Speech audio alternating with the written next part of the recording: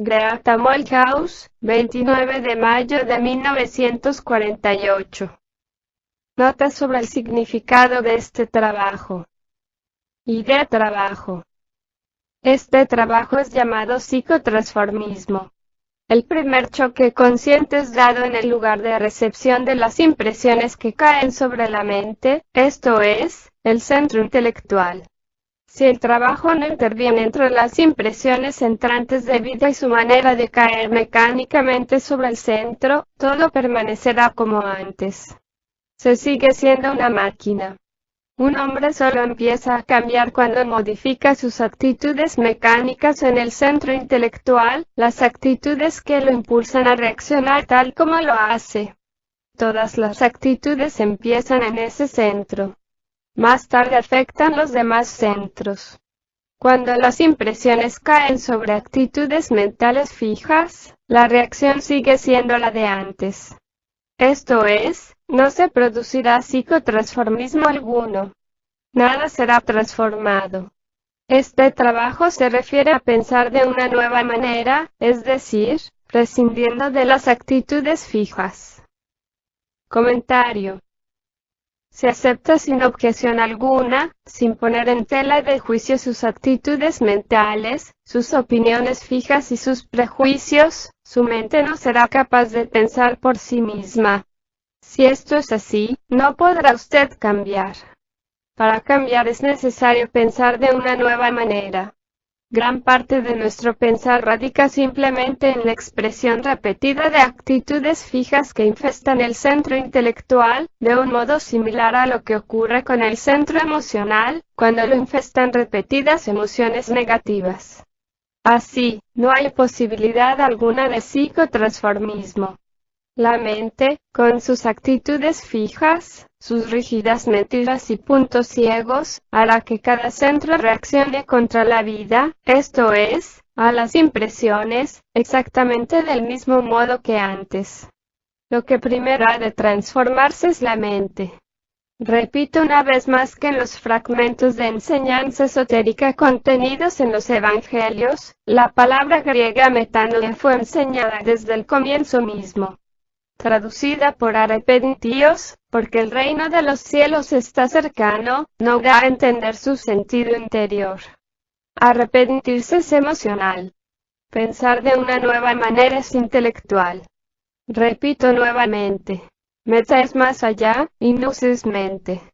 Es menester ir más allá de la mente ordinaria para poder cambiar y despertar luego el centro emocional.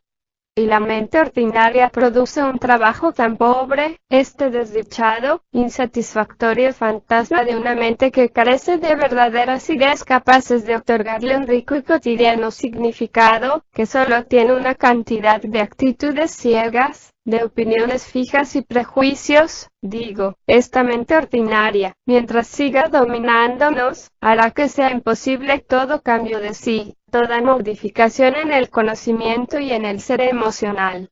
Por eso cuesta entender las preguntas formuladas por algunos. ¿Por qué es necesario que un hombre cambie, que modifique sus actitudes? Contesto que las actitudes bloquean la mente, y así, nada puede transformarse.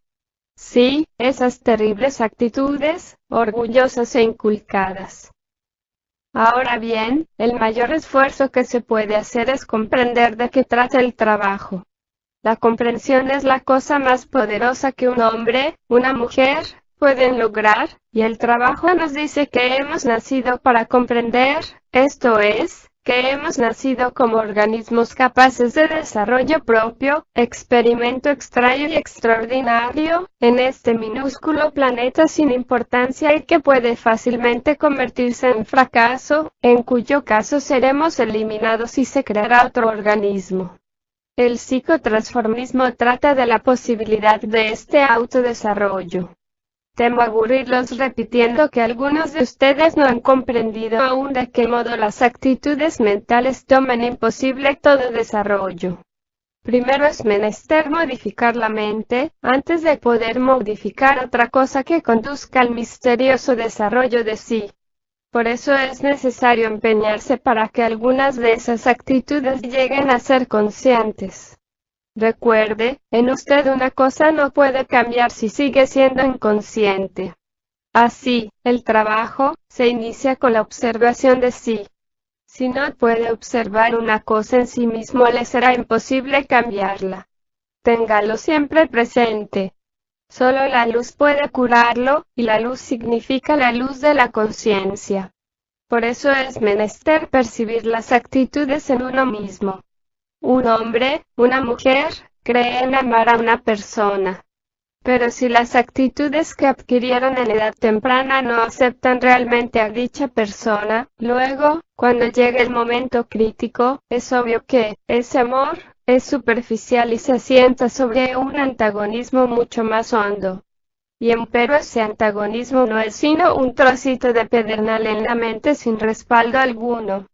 Pero suele suceder con las esquilas de metralla en el cerebro, es difícil extraerlo sin provocar un colapso total. Ahora bien, cambiar una actitud mental es dejar lugar al trabajo para que éste nos cambie. Atiborrado de actitudes, a menudo de la clase más absurda y, agregaré, de actitudes anticuadas, andamos por la vida como una especie de pomposo pelele. Sí, también estoy pensando en mí mismo. Entrar en una sala y dar la mano a los presentes es una actitud típica similar. Basta compararla con una actitud contraria. Sí, reparar en estas cosas es muy divertido, pero lo es aún más observarlas en uno mismo. La actitud inconsciente, la actitud que no se pone en tela de juicio, se debe a que no nos conocemos, y solo una observación de sí prolongada, calmada, no negativa, sin autojustificación alguna, puede hacernos conscientes de nuestras absurdas actitudes petrificadas. Así se llega al conocimiento de sí. Hay una divina ignorancia que se da en los niñitos y es debida a la inocencia, pero existe otra clase de inocencia muy diferente que surge de la sabiduría. Por ejemplo, si después de muchos años, una persona comprende que no puede hacer y pero entonces no culpa a los otros porque discierne que ellos tampoco pueden hacer dándose cuenta que la culpa de ser negativa radica en sí misma. Luego dicha persona llega a ser inocente gracias a la sabiduría, y la inocencia significa exactamente ser tan inofensivo como un bebé, no por la ignorancia sino por el conocimiento, por la comprensión. ¿Por qué censuramos al otro? Simplemente porque creemos que la otra persona puede hacer, esto es, puede ser diferente. ¿Y no es este su caso? Cuando empezamos a trabajar sobre nosotros mismos, comprendemos que no podemos hacer. Así, ¿por qué tener agravios con los otros, como todos tenemos? La gente suele hacer cargos internos contra los otros a todo lo largo del día, y esto hace una curiosa masa espesa desagradable alrededor de las personas, para lo que Gurdjieff tenía una extraña palabra oriental, que en este momento no puedo recordar.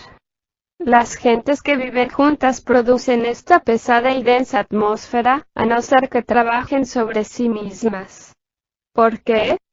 Porque las gentes se aman, fundamentalmente, a sí mismas y a nadie más. Ahora bien, luego les hablaré a todos desde este ángulo, explicándoles cómo las ideas del trabajo pueden transformarlos. He mencionado una de estas ideas, meramente, que si soy negativo la culpa es mía, no de la otra persona. Esto a usted lo invierte. En realidad, cada idea del trabajo, si es tomada interiormente, lo transformará, esto es, si la mente la acepta. Pero no hay mente alguna que acepte las ideas del trabajo, aunque las haya oído repetir 60 años, a menos de liberar la mente bloqueada para que las ideas vivientes ocupen el lugar de las actitudes muertas. Reflexionemos ahora. Las ideas de este trabajo fueron designadas conscientemente para transformarnos. Tomemos el breve ejemplo que se dio más arriba. La idea de trabajo dada arriba señala que si usted es negativo, la culpa es siempre suya y no de la otra persona. ¿Lo transforma esto? ¿Lo induce a pensar de una nueva manera? Pensar de una nueva manera es empezar a transformarse. Sí, pero darse cuenta que tiene la culpa si llega a ser negativo, y no la otra persona, es una inversión de sí mismo. Comprenderá más tarde que toda transformación de sí tiene que ver con una inversión que se produce en uno mismo, es ver todo al revés. Esto es lo que nos transforma.